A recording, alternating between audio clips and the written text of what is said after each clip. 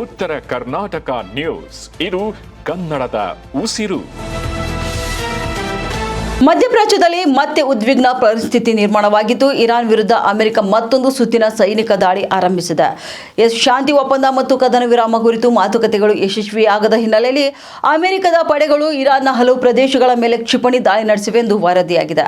Hormuz ಜಲಮಾರ್ಗದಲ್ಲಿ America ಸೇರಿದಂತೆ ಇತರ ದೇಶಗಳ ಹಡಗುಗಳ ಸಂಚಾರಕ್ಕೆ ಅಡ್ಡಿಯಾಗ್ತಿರುವ ಆರೋಪದ ನಡುವೆ ಈ ಕ್ರಮ ಕೈಗೊಳ್ಳಲಾಗಿದೆ ಎಂದು ಅಮೆರಿಕ ಸೇನೆ ತಿಳಿಸಿದೆ. ಇನ್ನು ದಾಳಿಯಲ್ಲಿ ಕೆಲವು ಬಂದರು ಪ್ರದೇಶಗಳು ಹಾಗೂ ತೈಲ ಸಾಗಾಣಿಕೆ ಕೇಂದ್ರಗಳು ಕೂಡ ಗುರಿಯಾಗಿವೆ ಎನ್ನಲಾಗ್ತಿದೆ. ಒಂದು ವೇಳೆ ಕದನ ವಿರಾಮಕ್ಕೆ ಒಪ್ಪದಿದ್ರೆ ಇರಾನ್ ದೊಡ್ಡ ಬೆಲೆ ತೆರಬೇಕಾಗುತ್ತದೆ ಎಂದು ಅಮೆರಿಕ ಅಧ್ಯಕ್ಷ ಡೊನಾಲ್ಡ್ ಟ್ರಂಪ್ ಈ ಹಿಂದೆ ಎಚ್ಚರಿಕೆ ಕೂಡ ನೀಡಿದರು.